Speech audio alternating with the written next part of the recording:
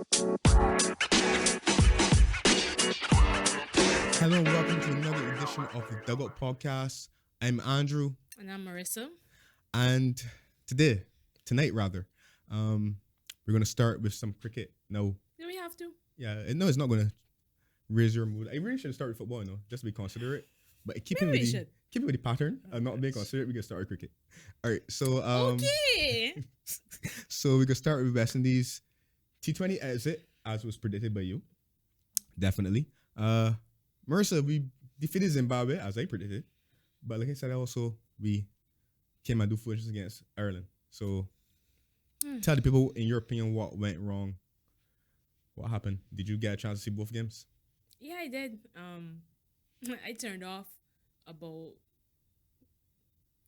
11 overs into Ireland's innings because by then I knew it was over. Went to bed and rest myself. But honestly, it was completely predictable, but still disappointing. Mm-hmm. I think that the batting again, and we said it every episode we came on here to talk about the West Indies, the batting was going to be the major concern. 118 against Scotland, Mm-hmm. 154 against 54, Zimbabwe, 145 against Ireland. Those aren't totals that, I mean... Those were totals that were winning you games when T20 cricket first came into existence. Exactly. 7 runs over is nothing in this day and age. Unless some collapse or some excellent bowling performance early in the innings. And that's what happened with Zimbabwe, because Zimbabwe had a great start, but they fell away. And so it was more a combination of us bowling really well, Azari and Jason especially. Mm-hmm. And then Zimbabwe 29 without loss after 2 overs, chasing 154. You should wrap up that game. But Right. they kind of went a little bit too aggressive. Yeah. I mean, as West Indies fans, we were happy, but still... But it was really, really, really disappointing. I mean, we're recording this now on the heels of Simmons resigning. There's always a, what do you call it? I don't want to say a fall guy, but somebody has to take the blame for and we in West Indies culture, we love a scapegoat. We love a villain of the piece. Mm-hmm. But when you're trying to cast villains, you also got to understand that we ain't got no heroes though. Because you casting... When I say you, I mean persons in your region. Right. I've heard Simmons is at fault, Puran is at fault, the administration is at fault, everybody is at fault. But at the end of the day, who is going to be the savior? Who is going to get West Indies cricket out of this rut?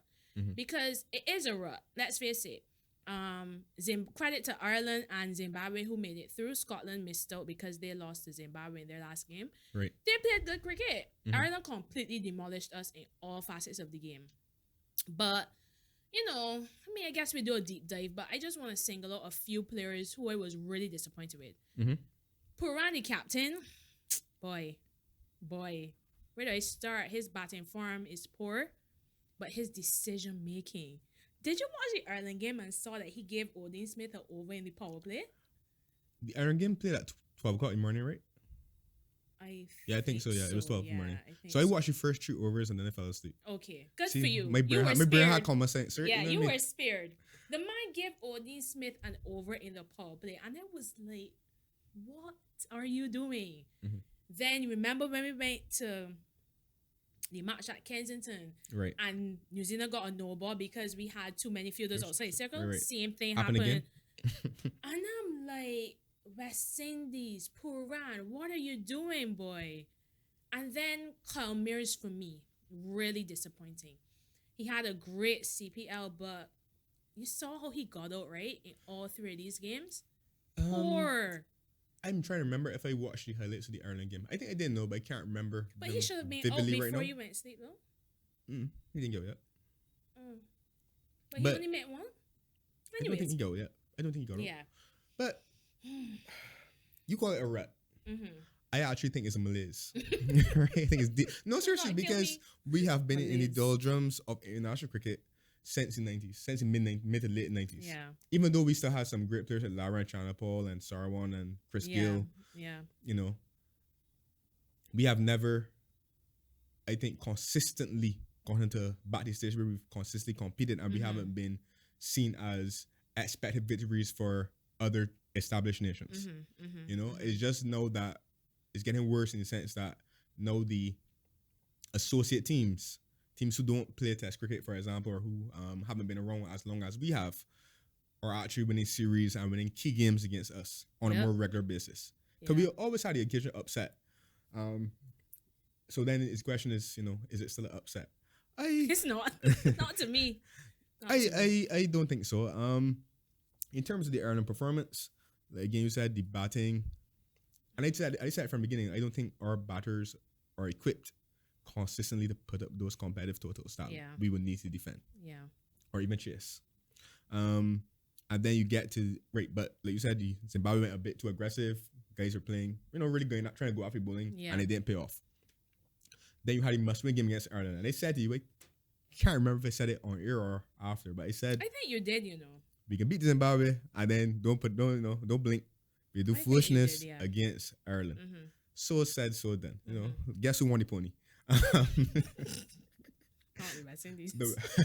They won the pony. Oh my gosh. Against Ireland, really, really, really outclassed. When they look at the scores, Ireland chased down our total and still had like 3 overs. It could have been worse. Those men was blitzing the bowling like that. And I suspect that the 146 or whatever total we got was below. Why not? It was below par because that was a batting wicket. I didn't even mention it. Dean Smith was interviewed because I think did he hit like a couple sixes at the end. He was interviewed after our innings, and the man said it's well below par. He said it because you could look at how, because kudos to Brandon King, he played a really good innings. He was the only person that was looking to hit boundaries and rotate the strike. Right. But Dean Smith came and said it's well below par, so we just gotta hope that the bowlers can go there but they couldn't because that was a batting wicket. Right. I mean, it's just really disappointing, but completely expected. So for me, I'm not about scapegoating anybody, because I am not one of those fans that the goddamn West Indies fans that's be like,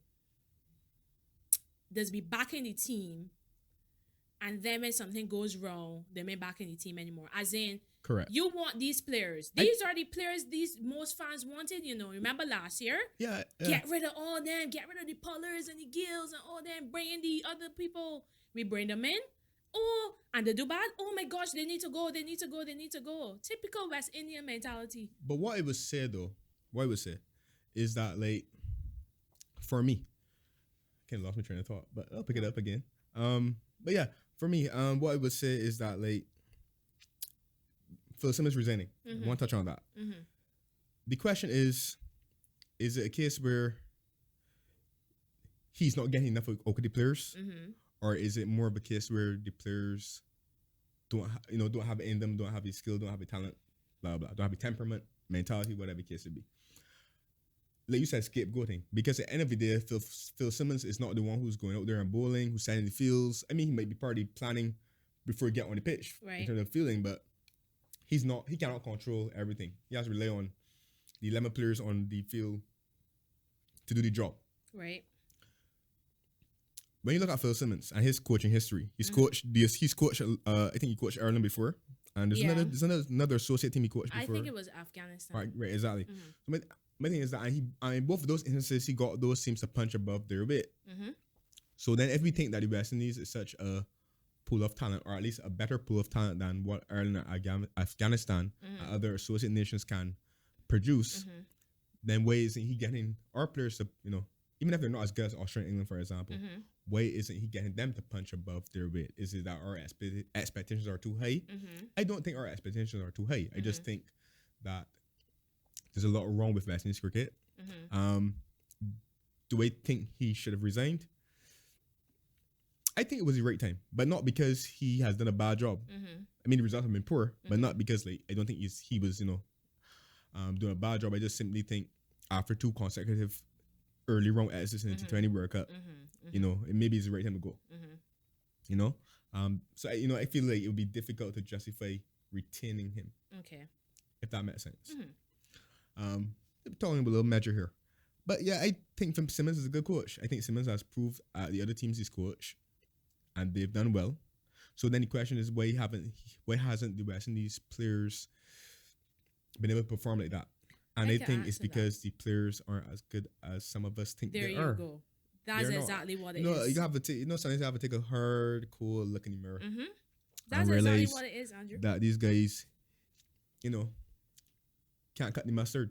That's exactly what it is, because you mentioned Ireland, Afghanistan, who we had before.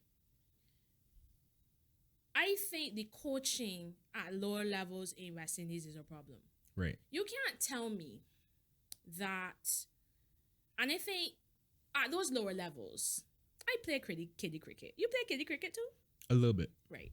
At those lower levels, you're taught certain things. Mm-hmm. You know, quick singles, Mm-hmm. game awareness, Mm-hmm. just the basics. And I find when these players get to international level, they look all at sea. And it's like, you think to yourself, let me use Calmer as an example. The game against Scotland. Mm-hmm. You took down a man for a 6 and a 4. That ball that you're trying to flick, was it there to be flicked? Mm-hmm. Was it the right situation for you to go for that shot? It's like our players don't get or don't have the basics of the game, the basics that are supposed to be taught before they get to international level. And I think, I can't remember if it was Phil Simmons that said it, but I remember a year or so ago in some format where we had a terrible result, and somebody said that the techniques when our batters get to international level are poor. Mm-hmm. So it's like they're not getting what they're supposed to get at the lower levels, and then it's exposed at the international stage. That's why we have so many regional bullies. Devon Smith, Darren Ganga, Nikita Miller, all of these players that is rip up regional cricket, and when they get to international level, they look so toothless with bat and ball. Right. Now, to touch on Simmons, I was looking, I wasn't ignoring you while you were talking. I was just scrolling through this to find this tweet that I saw yesterday about the win percentages of the coaches we had since 2000. Right. Roger Harper, 39%. Gus Logie, 37%. Bennett King, 30%. John Dyson, 29%. Otis Gibson, 38%. Phil Simmons' first stint, 32%. Stuart Lara, remember he? Stuart Lara, yeah. 34%. Richard Pybus, 36%. And Phil Simmons' last stint, 36%. Mm-hmm.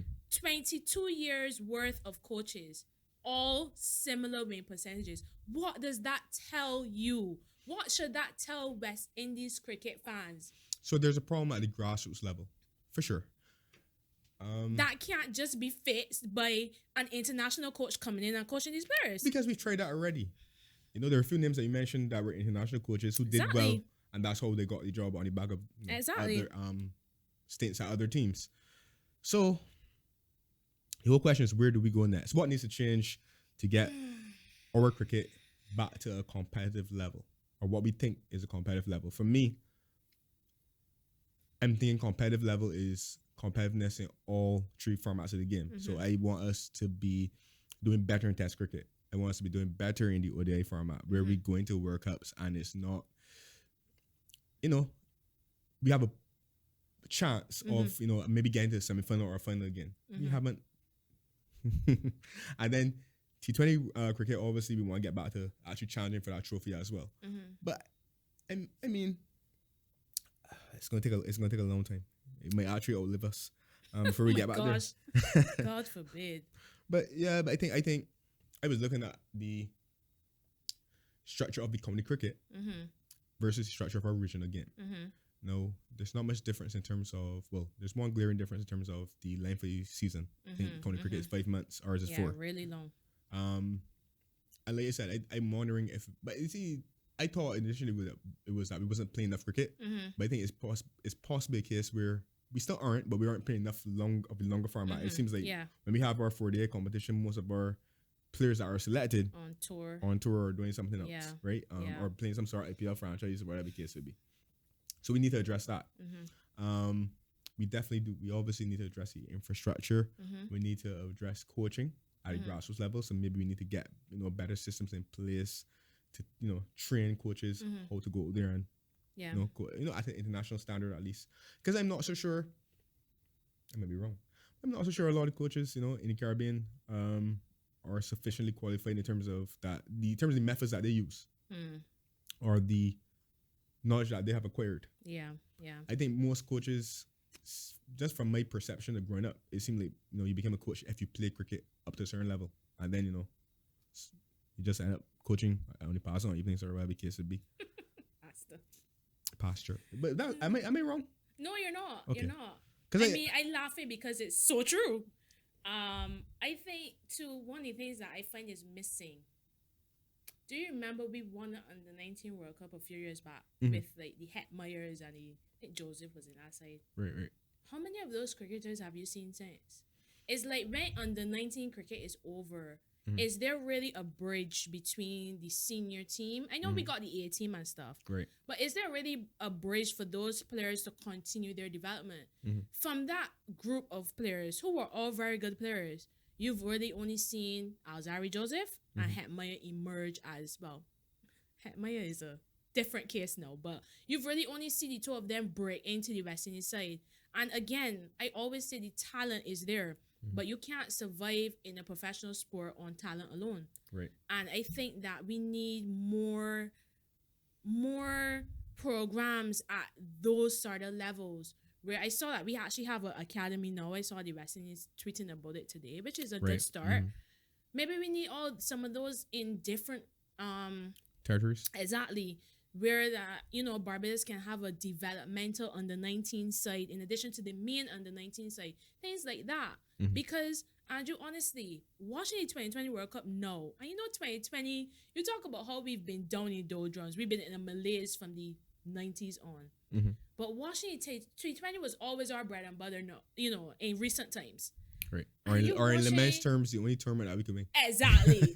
Yes. And you're watching the 2020 World Cup now, and I'm like, the gap in quality is something else. If we had gotten into the Super 12s, man, we would have been on this podcast ranting every day. No, you. Oh, me. You.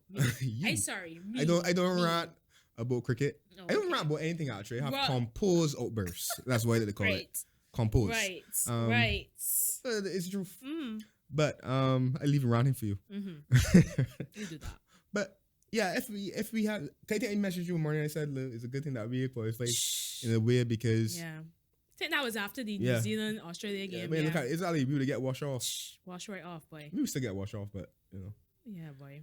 So I think it's going to take time. I think we definitely need some financial investment. It definitely needs to be there need to be a reset. Yeah.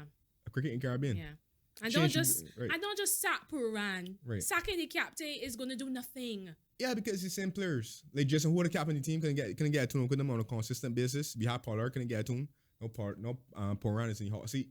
And the first thing that people want to do is get rid of the captain. Like, it's a collective thing. I'm sure Puran is not going out there and telling people to do what they do.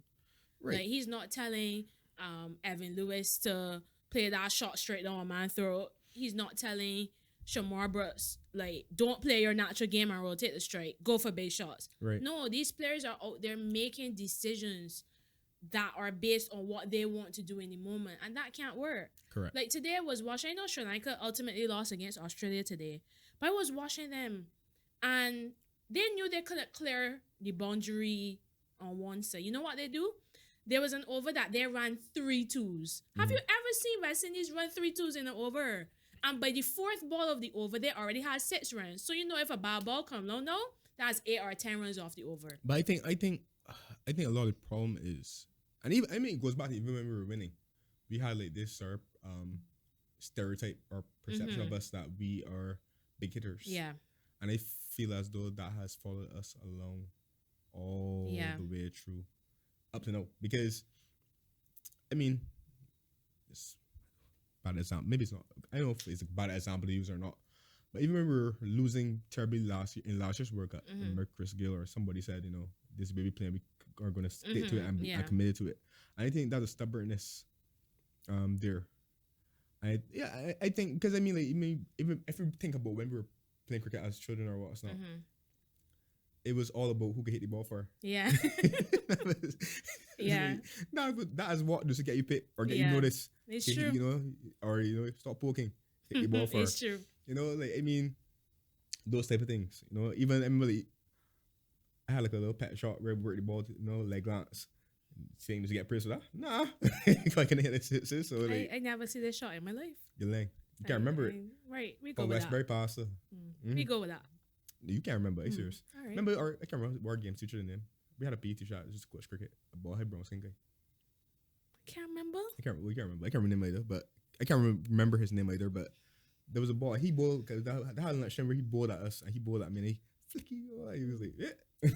You know, I think you dreamed that, but okay. I did not. Okay, you try and shit. All right. I did not dream that. All right. But anyhow, yeah, I feel like so the mindset has to change. That's why I mentioned it in the first place. Because T20 cricket has evolved beyond that. Players have power players in their team, but they have different types of players around those players that, you play different games. And it's not even just the power players, because the power player has changed as well, because I would argue that those power players can bat naturally as well.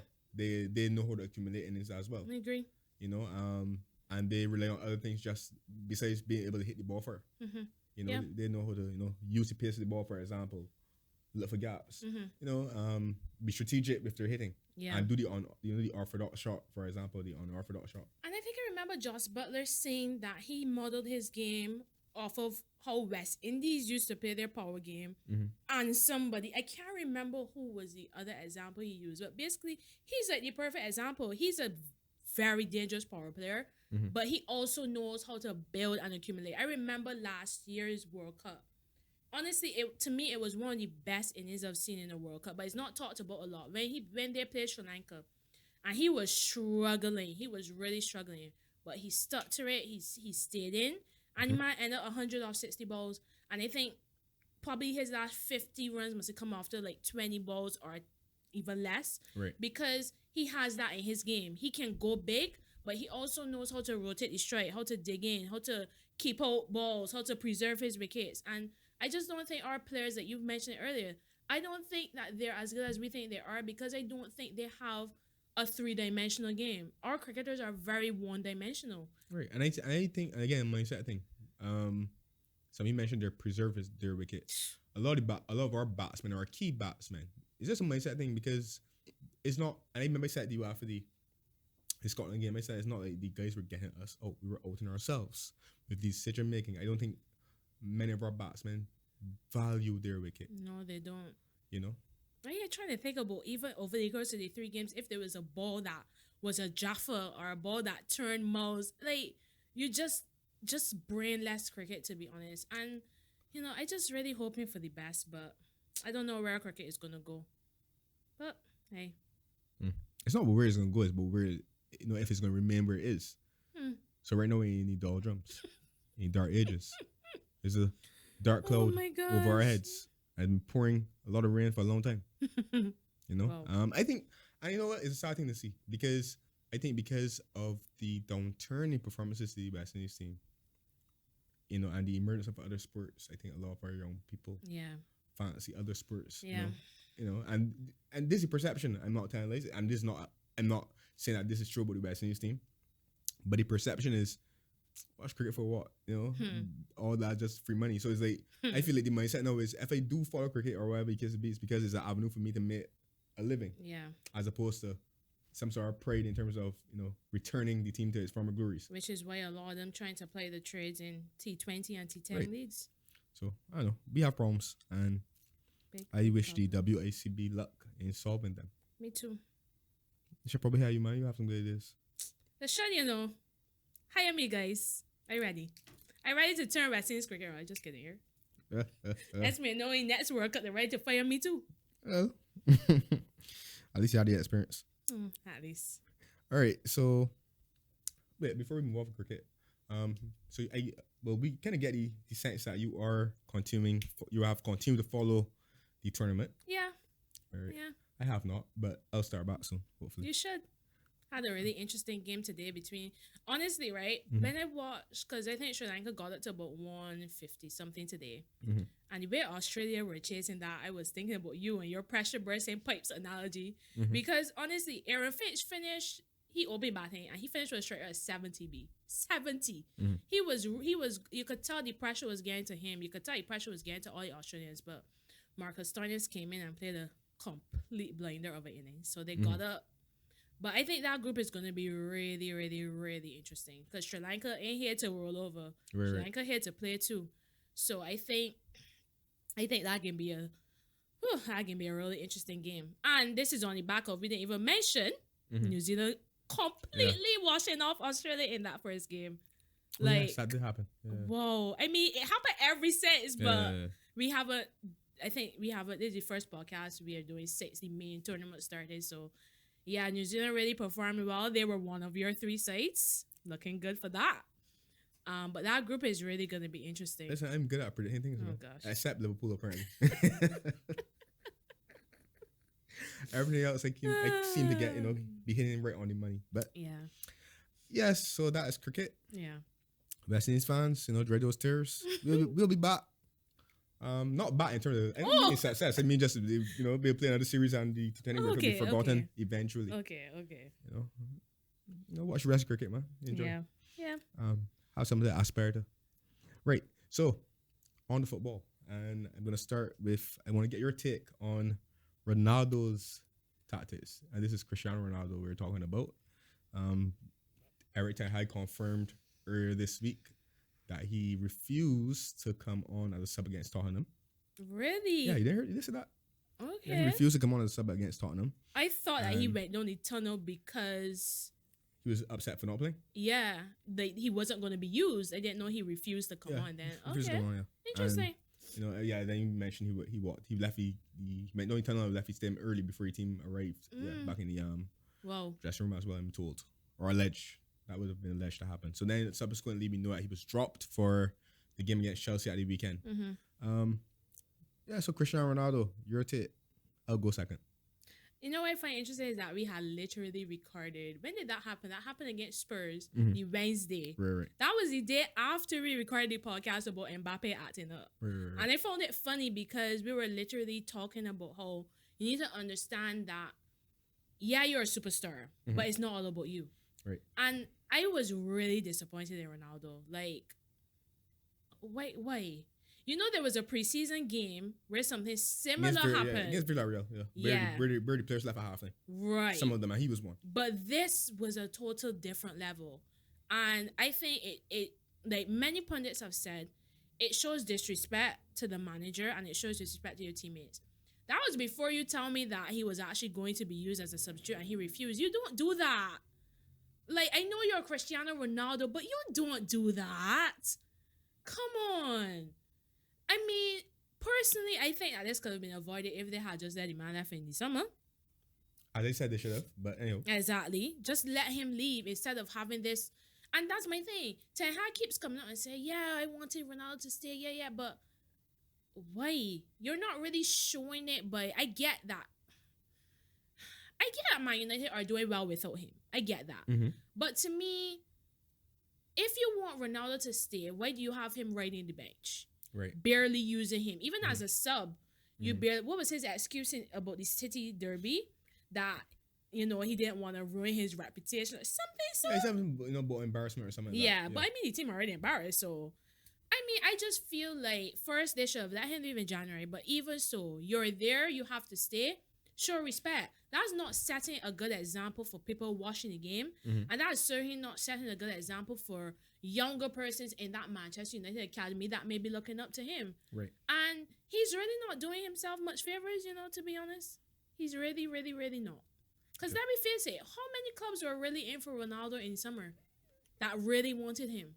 Okay, so there was interest, but concrete. No, it was concrete interest, but okay. But when we said concrete interest, there was interest. There will always be interest for Cristiano Ronaldo. Yes. Because even if you don't perform on the pitch, that's revenue, right?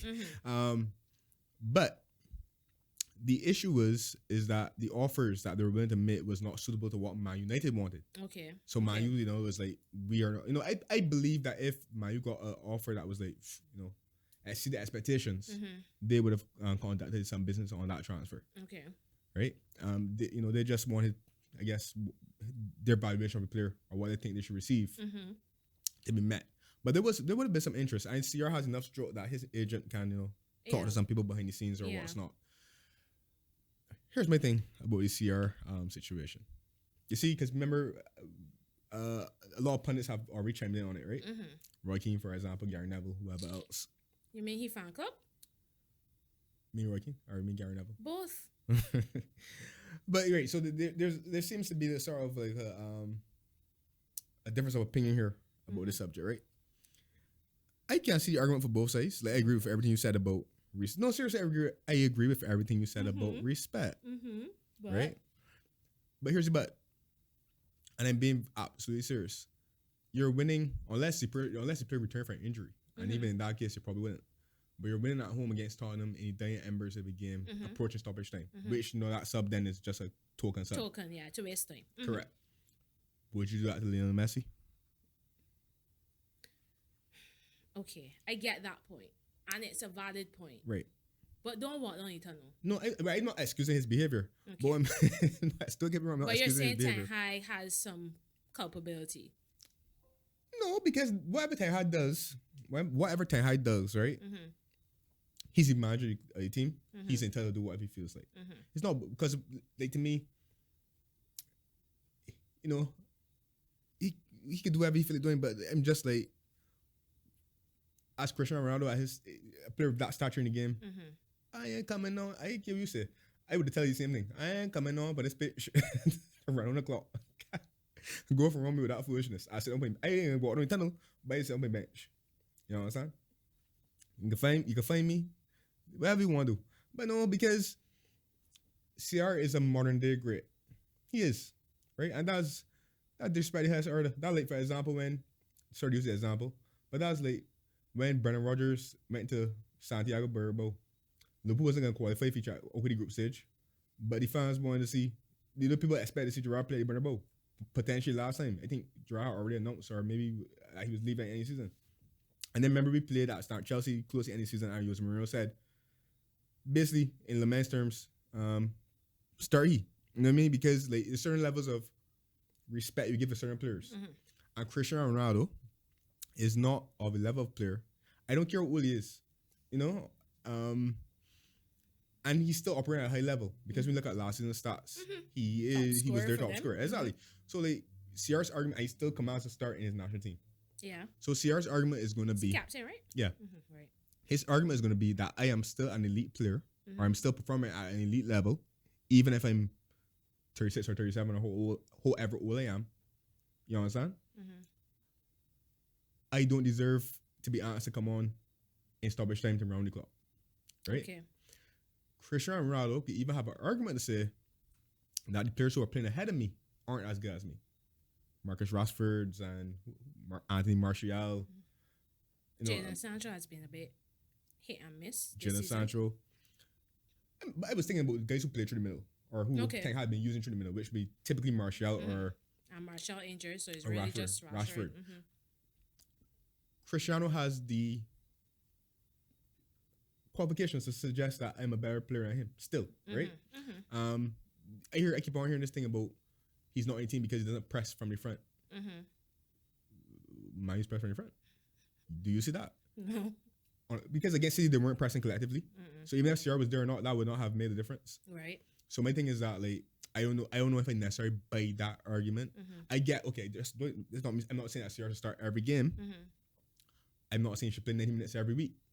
But I'm just saying, because like you said, when he wanted to leave and he made it clear he wanted to leave, Ten Hag said he was a part of his plans. We're not getting that vibe. No. So unless Cristiano Ronaldo has suddenly become a bad trainer, which I don't think that's the case necessarily. Right. Or he's doing something which you can't justify selecting him on the training field.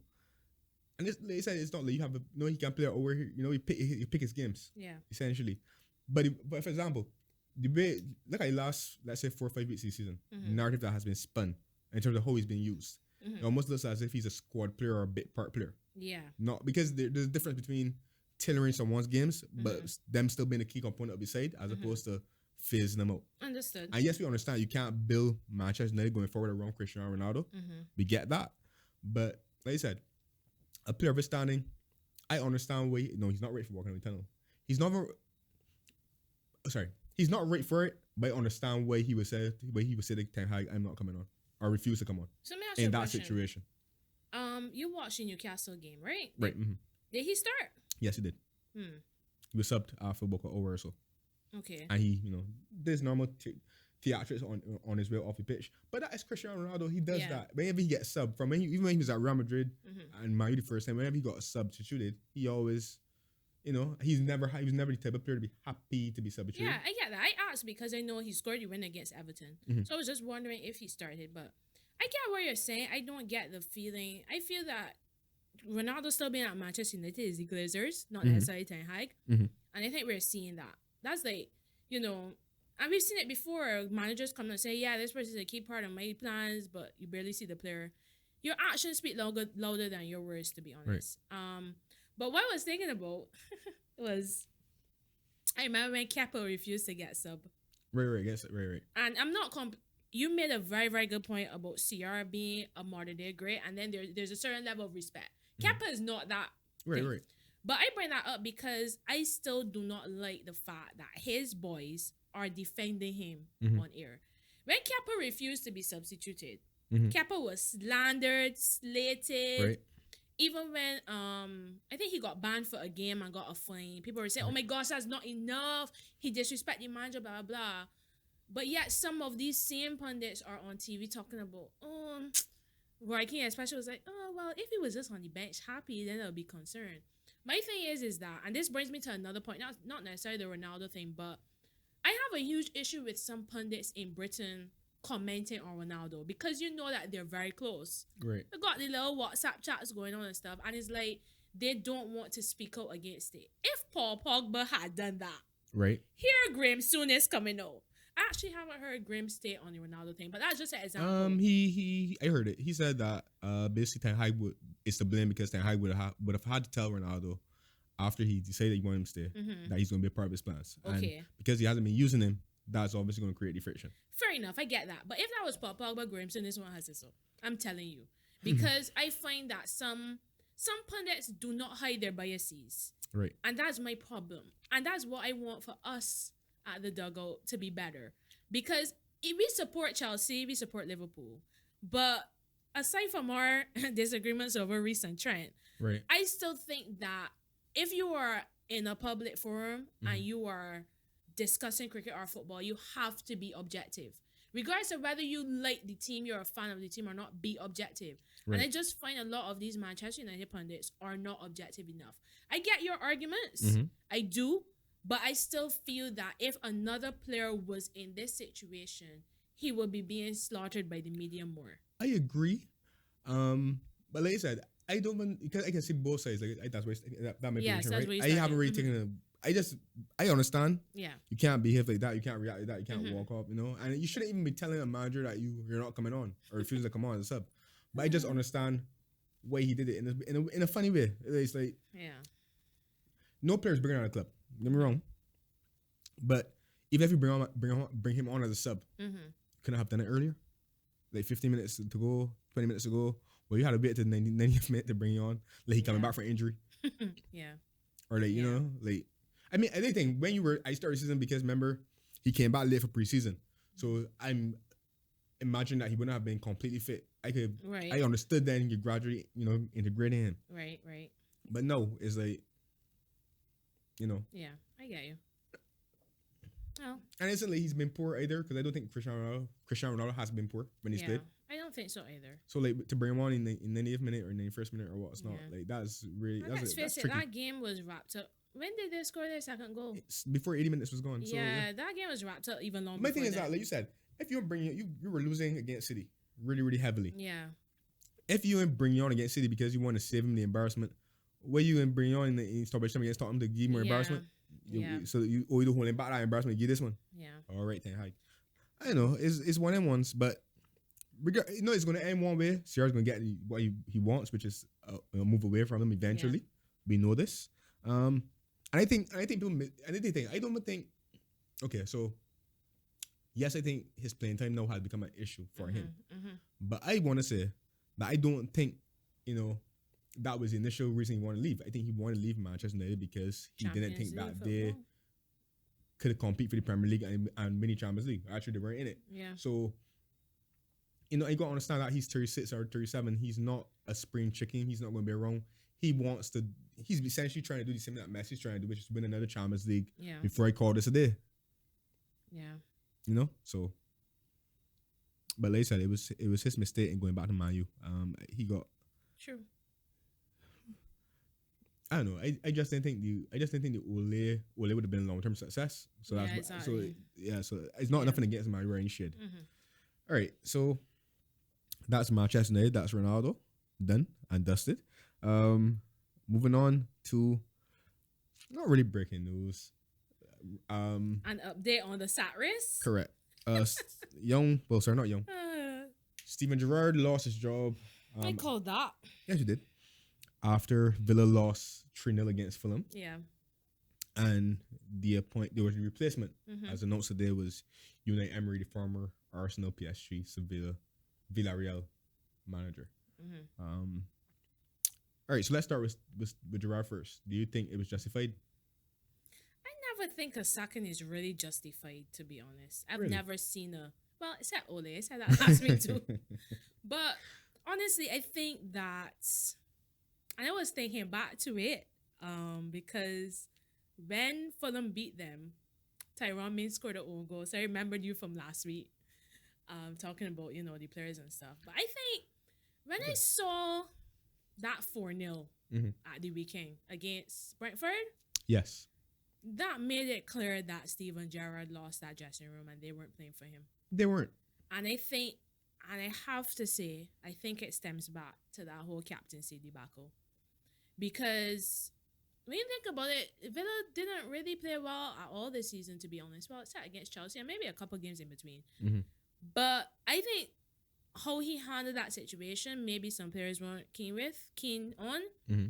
And he lost the dressing room because I know there's new manager bounce, and there's that.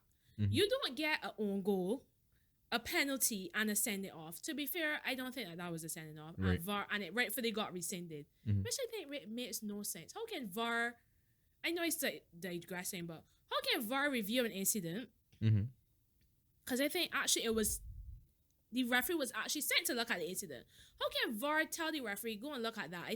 We think that's a red card, and then it gets rescinded. Right.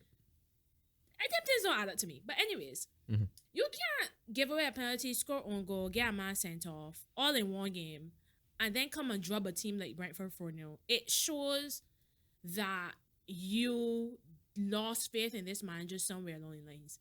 I know Gerrard did a good job at Rangers, and we know the Scottish League is different. But I still think that it was a bit premature.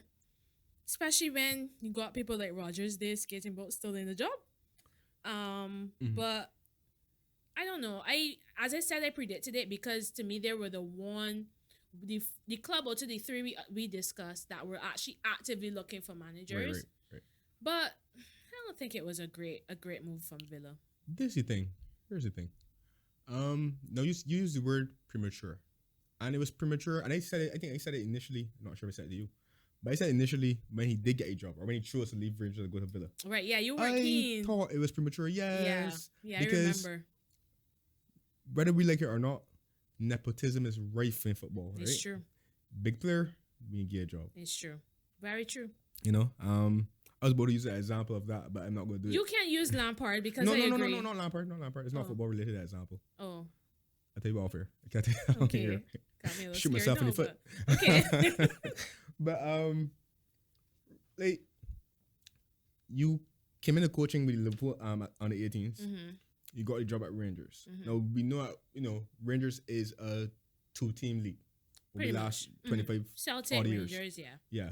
I think last body since Ferguson left in the 80s, so you think Yeah. back at that monopoly is a 2-team league, and the teams it's a good achievement both of them. Skeleton and Rangers qualifying for the Champions League group stage this season, but recently in recent years they haven't been, even if they've been in qualifier, but they've always got knocked out and gone back in Europa League before the Champions League starts proper. Yeah. So it suggests that teams or the strength of the league is not necessarily strong. So how much credence we take from winning the Scottish division is debatable. What I would say about Gerrard, you mentioned the word did well at Rangers. It's a good achievement to stop Celtic from getting 10th title in a row, but considering the strength of that league, is that enough to suggest that you're a good manager, you're up and coming manager? I always felt like I can't make a good decision for him, but I always felt that maybe he should have stayed another year or two at Rangers and win a couple more titles, get a bit more years of experience, you know, and then seek to make the move in the Premier League. Because But we know my what whole he thing doing, was, my thing was, there's no need to rush. Your But name is he your name is Steven Gerrard. Mm-hmm. You are modern day English football great in terms of player. You will get a job. But he had his reasons for rushing, though. You know what those reasons are. No, you speculating. All right. I'm saying that those reasons would have been. Villa is a big club in terms of geographic location, a little bit of European pedigree as well. He's probably saying to himself, "Is this opportunity going to come again?" And I think he was like, "All right, this is too big an opportunity to pass up. I'm going to go to Villa," especially considering the fact that the new owners seem to have this, lofty ambition for a team to get into the top 6 consistent European team, right? So I get that, but I just felt as though he needed more experience. He needed a bit more ground under his feet before he made that jump into the Premier League. But Andrew, the man wanted to spend 2-3 years at Villa, and then when the Liverpool job free up, just jump right, prove his pedigree as a Premier League manager, and then made the step to Liverpool. But you know that I said from the start that I didn't want him as Liverpool manager because you don't need to do what Lampard do and tarnish. Well, Lampard retarnished your legacy. Did not. He did not. I just joking. Pulling your leg. Right. But you know what I mean. Yeah, I know what you mean. We don't need to. You don't need to have that experience or that bad taste in your mouth. Yeah. Avoid it for as long as possible. You ain't get eventually because your name's Steven Gerrard. So, somebody remember that he was a good player and give that was said like you were always going to get opportunity. I still believe if he wants to, he can get opportunities to come back in the Premier League at some stage. Yeah. But no, all your pressure is going to be enhanced because of how the Villa draw went. In terms of Villa, like I said, he got them kind of clear relegation when he came in, and then it was like we can't qualify for Europe, we can't get relegated, and they went into that flat start. Where they're just playing games to get the end of the season. Then you come back, and like you said, you had a captaincy issue. Did that have an effect on the dressing room? I believe it did, but I don't want to accuse anybody of purposely losing games or whatever. I don't want to say purposely losing games, but I'm not going to question Tyrone Mings. You already did credibility. No, I didn't. Last week with that goal.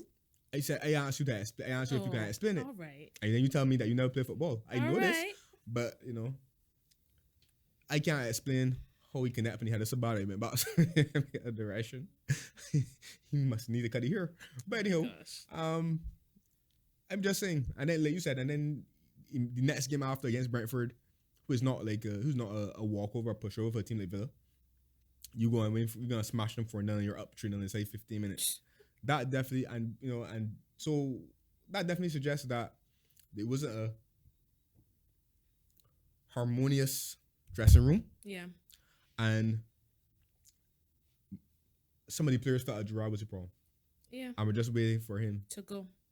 It's buying time, So with that being said, how will Emery do? I'm not sure. I can't make any prediction. I think Emery's a good coach. I think it's just about and then before we get off of Gerrard, I don't think the fans bought into Gerrard at Villa either in terms of the style of football he was trying to implement. Okay. For whatever reason, it seemed that way because the fans turn really really quickly though. Yeah, they did turn really really. And that's quickly. not you. That's not normal for Villa fans. Even Dean Smith, I don't remember Dean Smith getting that reaction. But I felt like when Gerrard first came in, the style of football he was playing wasn't bad. It wasn't bad to me either, but I don't know what happened. Anyhow, Unai Emery. I don't know. I think a lot would depend on how the fans warm to him as well. Yeah. Because he had his detractors in his first stint at Arsenal in the Premier League. So it all depends on how the fans warm to him. Does he have the capacity to do the job? I believe so. So we'll see. I can't really predict how if it'll be a success or not. It all depends on what objectives they set out for him and what is the time frame that they want those objectives to be achieved by. True. How soon do they want European football? I think ideally what the Villa owners would want is that they want them to be a club of like West Ham right now, or one of those teams that seem to be on the cusp of breaking into a Conference League or Europa League spot, or even if they get a good run, maybe Champions League with the investment that we want to outlay. But Unai is a good coach. I think he'll do a decent job, but I could be wrong. Okay, I guess we see. I thought he was really good at Villarreal. I don't think that he was as bad as Arsenal fans made him out to be either. He was good at everywhere except at Arsenal. But I think But he wasn't bad there either. it wasn't that he was bad. Like I said, it wasn't that he was bad. It was that Arsenal fans had a perception. exactly, Right. and I didn't think, match the skill set of the squad. exactly. And to me, you're seeing the patience that Arteta is getting is the patience Unai should have gotten. He was the first manager after Wenger. Right. And I feel like he needed more time and patience, but the fans turned on him pretty quickly, mocked him. Right. Because remember when Wenger, because what happened is that when Wenger was there, when Wenger left, Arsenal fans still, I think their perception was that they should be challenging for the title. They should still be challenging for title. Like they should still be qualified for Champions Leagues. You know what I'm saying? So I think, inheriting that squad in immediate aftermath, that was still, they were just of the opinion that this squad can't do this. It's just the manager want changing. Yeah. And then when that didn't happen, the air turned towards Unite. Well, about the other two managers in the sack race, they had some pretty big results as well. Rodgers had a great little 4-0 win against Wolves. Wolves struggling. They appointed a new manager yet? No, I don't think so. Okay, because I know the guy at QPR turned him down. Right. But I didn't think. I know Villarreal already have a replacement, which is Barca former manager Setien. Okay. Right, but I think no, Wolves approached the guy that was playing coach at the last World Cup, Julian. Lopetegui? Yes, they approached him, but he said for family reasons, he turned him down for family reasons. Okay, apparently. interesting. Right. So yeah, Rodgers had another result, another 4-0 that should secure a job. Look how you face. Look. What? You happy, right? Happy? No, I'm just saying. You know what coming next? Go on. But they play Man City next. No, so them. Go on. I am. Let me finish about Leicester before you get all you knickers in the twist. I don't wear knickers, but oh gosh, I know you was going to say so. Anyways, they play Man City next. I expect them to lose that again. Right. So but he got a result that I think secured his safety for at least another couple of weeks because it was a very emphatic win. And then, Steve Cooper got a unexpected and big result at the weekend as well against Liverpool. Look at your face. Look. No, I am smiling because I'm shocked. You know, shot. It happens next Saturday. What are you shot about? I did not expect Forest to beat Liverpool. I mean, we both. Nobody expected it. 3. You I said 2. three. I think I said 3-1 and I think I agreed with you or like something like that, or 3-0 or something like that. I can't remember if I said 3, but it was. I said essentially I predicted Liverpool win. Yeah, I we think most both people did. Yeah, right. so that was unexpected, and that definitely gave him another month in the job for sure. For sure. Liverpool just handing out some charity there to them. Yeah, be giving presents. Good of Klopp to try to save a man's job, I don't think Klopp was trying to save the job, but we definitely giving presents. Oh gosh, so that's an update on the sack race. Correct. What's next on your agenda? Can Newcastle break into the top 4? Or top 6? Let's say top 6. Well, top 4 actually, because they're 4 right now. So let me pay them. They deserve the due respect. First of all, I'm very happy. I must do a little plug here for myself. For the first time since we've started this podcast, I actually gained some predictions right. I feel very, very happy about that. Predictions that you get right. I called Newcastle with a win 2-1 at Spurs. Oh yeah, you did. Yeah. I thought Spurs would win. Yeah, that's true. I feel so proud of myself. And I called a draw. Well, I said my head was gonna say my heart was gonna say a win for Chelsea, but I figured it would be a draw against Man U, so I called that as well. I feel so proud of myself. I called the 3 goals City will score against Brighton. I feel so proud of myself. Right. I got salivated this, right? Because usually my predictions have been so far off this season. So I feel happy, especially about my Spurs Newcastle prediction. And that's all I have to say. I think Newcastle can because I'm seeing a team that is totally different from the Newcastles that I've seen over the years. I saw one of the commentators describe them as a band of brothers. They seem to be very united. But you're seeing a group of players that are also playing very, very well. I'm not saying Spurs were terrible on Saturday. Right. But Newcastle are not afraid. Newcastle are not going to go, like you said, they went to Old Trafford. They didn't sit back. They were very front-footed. Similar against Spurs as well. I just find that... How do you rate Eddie Howe first before I continue? You want scale of 1 to 10? Yeah. Give both 6. Okay.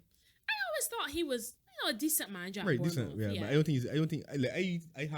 I hold And maybe it's because they like style of football. They hold Potter in higher regard than they hold Eddie Howe. Fair enough. But before Potter, I think Hull was the rave among Yeah, English managers. Yeah. And I didn't expect, when Newcastle appointed him, that was kind of a shock to me because it was just after he take over. I expected them to go for somebody like even Emery. Emery wasn't linked to that job. Yeah, he was. Yeah. Right. He almost went. Yeah. Okay. Where you think? Oh, they're not going. I don't think takeover have been completed yet. Okay. But yeah, he was definitely approached and he was close. He was close to going. Okay. So yeah, when Newcastle appointed him, I was very shocked. But he has gotten a tune of these players. They're playing well. That guy in midfield whose name I can't pronounce. So sorry.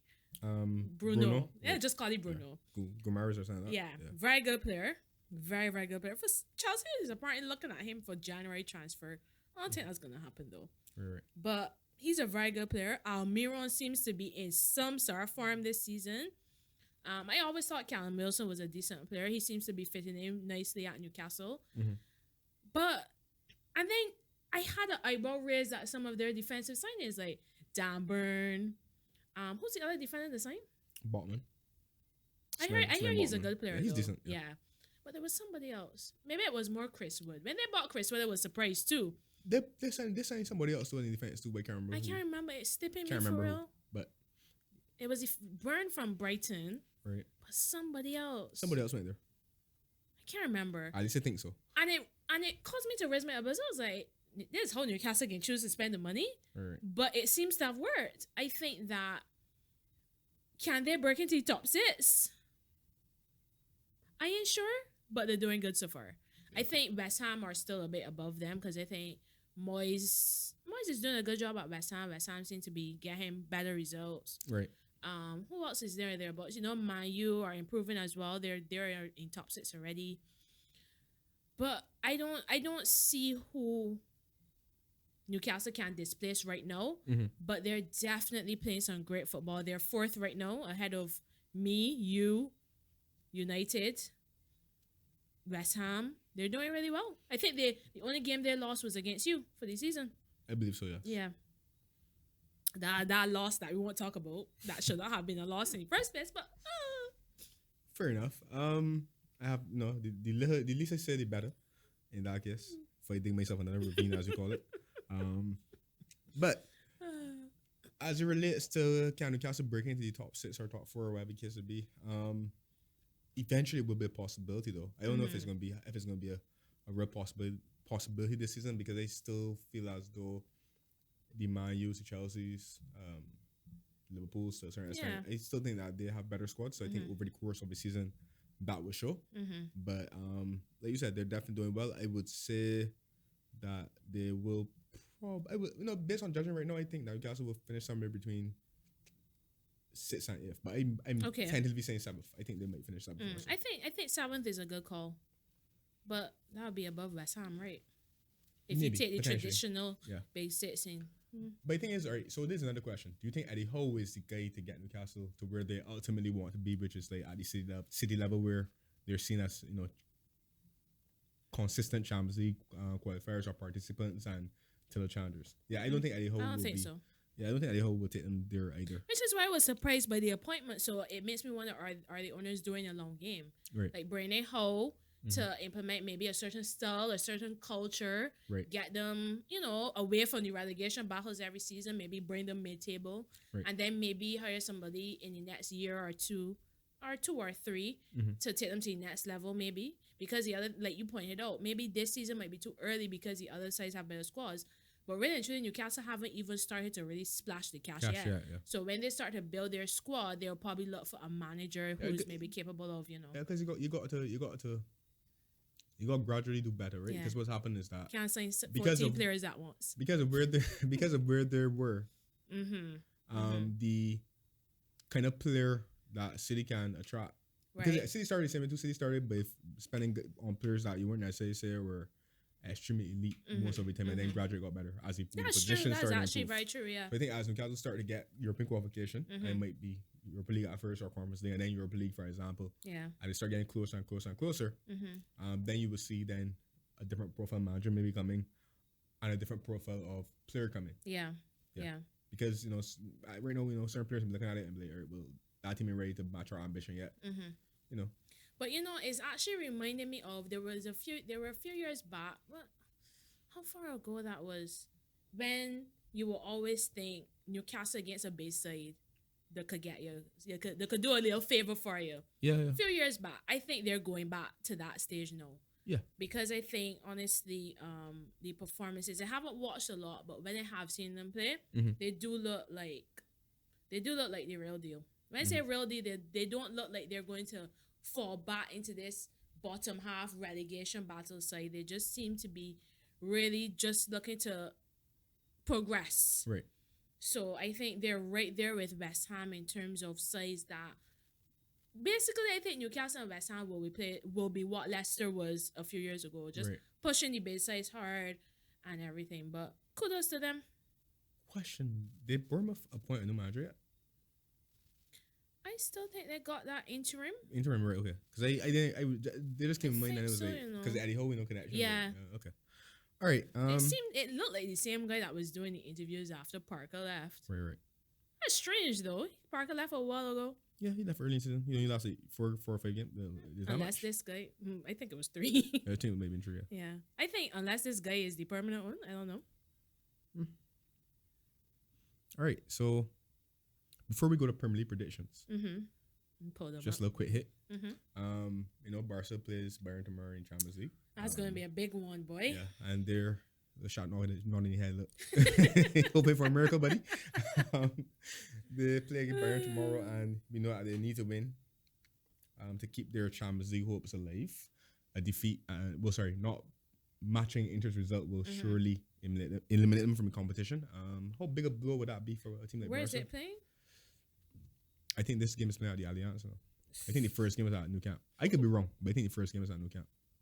How big of a blow it will be? This will be huge. I read something saying that all the levers that they're pulling in the summer to sign anybody was dependent on them getting some cash from progressing Champions League. So I mean, you sign Christensen, you sign Alonso, you sign Koundé, you sign Rafinha, you sign Kessie.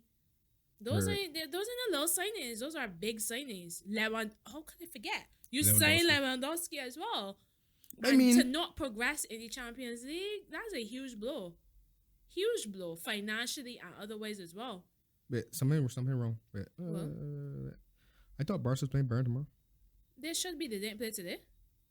Oh, sorry. I had the wrong thing. Yeah, Because they didn't. Sorry. The game is playing at the Nou Camp. Okay, well that gives them a chance, but I still think Bayern gonna win that. Right. Yeah. I mean, even if they don't get if they got knocked into the Europa League, still win the Europa League and getting Champions League. True. Life ain't over. True, Barca but fans. Barca is in a very precarious financial position, which is the concern for me. They need to win Europa League then, if they can qualify. But I mean, because I expect Inter will beat the Victoria Pleasant team. Yeah. So they need to win. And then it would be down to, doing your job against the Victoria team in the last match. Then hoping which that they Bayern should beat Inter, right? I don't know. That can be tough. And I think about it is that I don't think Bayern come into Martin like way though. Definitely not. So we'll see what happens though. Yeah. But interesting developments. Leipzig beat Real Madrid today. I saw the Real Madrid made a lot of changes, or I didn't know. I was just following the score. I didn't know who played and who didn't play or what's not. But yeah, Champions League was interesting today. And you secure your progression, right? Yeah, as group winners. Happy? Of course. After losing the first game, you will always be scared that you won't go through or even qualify as group winners. Who was in your group again? Who was your first game? Zagreb. Who else was in your group? Salzburg and AC Milan. Okay. And then the AC Milan game, we all had a couple. Well, the last game that I played went to got sent off early, right? Yeah, that was not a sending off though. I know it wasn't, but I just think that was a penalty. But that's my thing. I find the officiating in the Champions League is sometimes as well. Yeah. Because that wasn't a sending off to me at all. That was really harsh. They're only humans. They're only humans. So VAR day too. Well, people that operate VAR human too, but still, I would not have sent off my boy Tomori, my boy Fikayo. Yeah. So, anything else you want to touch on quick before before we hit Premier League predictions? Well, Liverpool has the opportunity to guarantee their progression as well tomorrow. That They're should be playing easy. Ajax away. Oh, No, that'll it's be not. a tough game. It's gonna be a tough game because Ajax need to win to keep them hopes alive too. Okay. But not only that, Napoli, who've already progressed, will be coming to Anfield in last match day. Oh. But even Napoli playing, I ain't really want to play Napoli needing to get a result. So yeah, that's true. That's I think Liverpool need to do the business. Which means y'all need to beat Napoli to go through as group winners. Yeah, if probably. y'all win. But the thing is, I really just okay. How do I put it this way? Is October, but it'll be November. I really not thinking about winning Champions League or anything like that, especially when season start. I didn't think that I going too far anyways. Suppose now is your only chance of getting Champions League next year. Suppose it's your only chance of getting Champions League next year. That'd be very unfortunate. But the point I don't think it will be though. I just asked. But the point I'm making though is that listen, I just want to make sure I qualify because I playing this season. Just get with group is a blessing. Because I'm really interested. I know there are perks to winning the group, so you get a second runner-up as opposed to a group winner. Right. But like most important is just to qualify. So get the point against Ajax or win even if you can manage that. But the way y'all have been playing, I give you some good news. Right. Because it's been so inconsistent, y'all should win tomorrow. Interesting. I mean, for me, I just don't know which Liverpool is going to show up from game to game. But judging from results, you beat Man City, then you beat West Ham, then you had a shocker against... And West Ham had a penalty too that they missed. Yeah, Alisson has been saving y'all. He's been good. He's been our best player this season. Yeah, for sure. For sure. Our most consistent, if you want to put it like that. Yeah. So given the result at the weekend, I think y'all will win tomorrow. Liverpool, I don't know. Because Liverpool should have won that game. They had up until when Norwich took the lead, they had the better chances and had higher volume of chances as well. And people decide that they want to put the ball in that like Van Dijk and other people. But anyhow, it didn't make. I don't know, man. Like I can't put it best. The performance it can explain, but the result it can't. It really can't because you should have taken. You would have taken at least 2 or 3 of those chances. Anyhow, Forest did well and they deservedly won. Well, yeah. Anybody beat me right? I will come and say they deservedly won. Unless it's some sort of like, Chelsea. I ain't played you yet. Yeah. But no, if Chelsea were the better team, I would say that you were the better team. I know. I just I give Jackie jacket, unlike some people that I know. Anyways, that's my cue for Premier League predictions. Oh gosh, I did not know that we were playing Brighton on Saturday. I mean that, man. Brighton's still playing well, Playing the Bridge or playing MS. The MS. Brighton get one. We carry all the Brighton staff, carry the manager, carry Cucurella. They get one beat me by Saturday. One thing I actually can't do is 2 different things. But Brighton are still playing well though. You want to make predict? You want to go first for your prediction? Or you want me to go first? That just caught my eye. But the first game is actually Man City away to Leicester. 3-0 City win. Ooh, I just want to, before we go any further, Southampton got a shot point against Arsenal. That had me shot. Yeah, okay, but I told you that. I tell you like 4-1. I told you that Southampton is not as bad as although I predict Arsenal win to 1, but I told you that Southampton is not as bad as you think they are. Do you know that Southampton only scored more than 1 goal in 1 game this season? That's my point. Do you know what game that was? Yeah. But that's my point. The point is that Southampton, trust me, Southampton is a team that you shouldn't take lately. Yeah. It's truth. It still surprised me. But anyway. I still expect Southampton. I still think that, like, for example, you see what Forest achieved against Liverpool. I still feel that Southampton is one of those teams that could turn up and get a point or get a win against a big team. All right, so City away to Leicester. Right. Your turn. I give my 3-0. I said 3-0 to City. Obviously, I didn't think it was going to go to Leicester. You never know. If they froggy, may jump. That's going to score 1, man. But I think it can be 3-1. Okay. Spurs away to Bournemouth. Spurs to win 2-1. Yeah, I'll probably say 3. Okay. 3-1. Chelsea away to Brighton.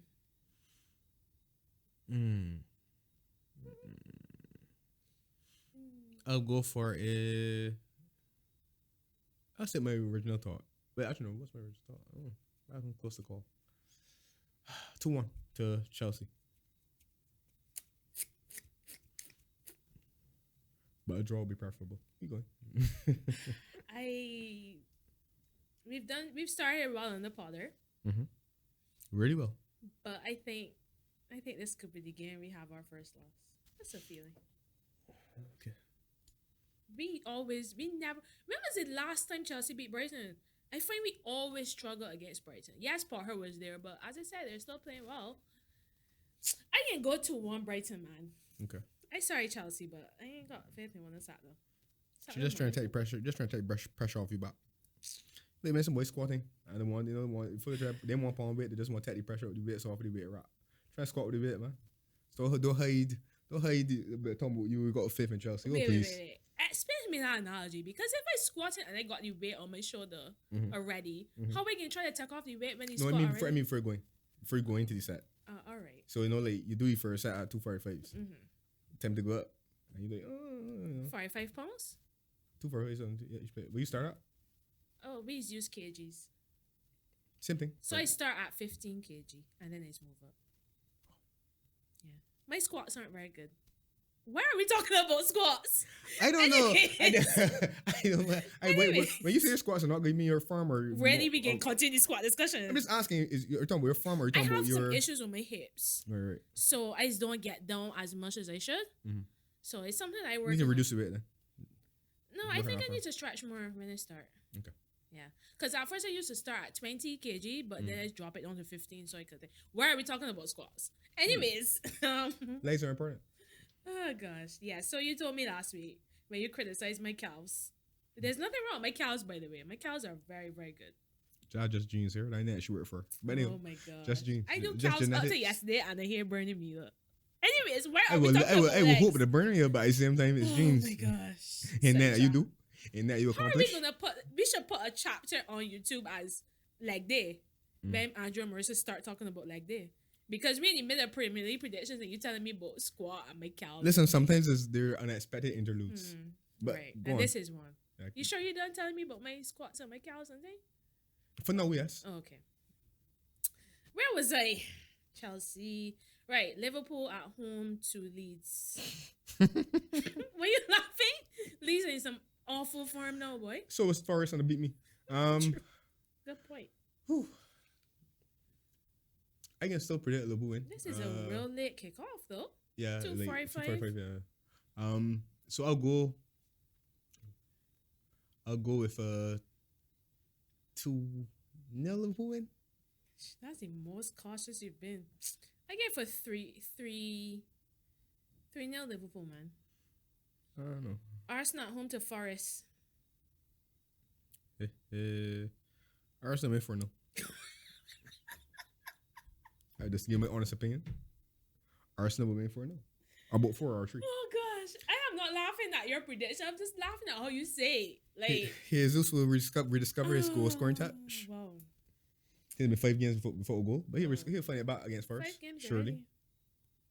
Man, they're gonna be queuing up to put that back in there. West Ham away. Sorry, Man United at home to West Ham. Ooh, that's a tasty fixture. I feel like West Ham could get something from this game, but it depends on if West Ham take their chances. Which they didn't against you. Correct. So like, I feel like that could be I feel like it might be a 1-1 draw. Or it could be a 2-1 Man United win. But I feel like it all depends if West Ham put the ball back in net. But I'll go for a 1-1 draw. Me too. Yeah. West Ham are a tough team to play, to be honest. But it wouldn't surprise me if Man U win though. Yeah, I guess. Coming off of the dramatic late equalizer against Chelsea. I feel like that was just justice to go because I felt like neither of the two sides did enough to me. In my opinion, watching the game. So I felt like that was just like the football gods saying. Our producer is asking us to predict Barcelona and Bayern. Sure. You want? Hey, go first. Cause y'all friends. Wait, you playing Newcastle, right? That's what you said. Yeah, Newcastle, right? I would check, right? Newcastle. Boy, look, I can't go against Sadio. Oh gosh. You know how I feel about Sadio. Oh gosh. Yeah, I mean, So I got you know how I feel about Sadio. So I got to back Sadio. I think that Bayern will win the game 3-1. you know what? Because I think Bayern will go to the right, and then Barca will get back goal, and then Bayern will up to me wrap it up. You know what? I don't want Spirit Lad to kick me out, so I can save Barca game win. But you see, he already know that you don't believe that. You just say you want Spirit. It's true. I take Bayern game win 3-1 for real though. Honestly, I feel Bayern. I sorry shot, but Barca. They got other Barca fans like apologize for, but you know, I don't think you should apologize. To be honest. Fair enough. But it might spur a surprise. You know, these teams love proving me wrong. That's one thing that these teams have been showing this season. I just want to add though, but if Barca lose tomorrow, it's not a disgrace. Like Bayern's an exceptional team. It's true. You know, they're returning back to something that they were a couple of years ago. So it's true. But where would you say then why have they found themselves in this position? It was the results against Inter. Yeah. Okay. Because let me see, great. Because they lost to Burnley opening day. Yeah. I think, and then they beat the Victoria team, and then they lost to Inter away 1-0 or something like that. And then they came when they played at home last round of fixtures. They drew 3 which was a lucky. And yeah, because Inter played well, and they could have won that game too, and that would have been the end of that. Yeah. So. Well, at least they come back and show they still got fight in them, but we'll see. Yeah, we'll see. We'll see. The worry, like you said, the worry is that Bayern is not going to come and lay down. It's true. I'm not sure that Bayern needs to make a whole, set of changes either, because like they don't win every week in Bundesliga, or at least most weeks. It's true. It's true. So I don't know. I know Barca and do that, boy. You don't watch that game, right? I got things to do on my time. I'll put it on. So disrespectful. I'll put it on. Barca fans, I will watch, right? But Liverpool playing at the same time. But I would keep an eye on your score at least. But this one, right, that means I might go watch then. Since you're watching Liverpool. Yeah, go. Well, yeah. I'll watch. Watch, man. Yeah. So next week when if they do, sorry, not when, if they are defeated, so next week then you could just spin a shot. Yeah.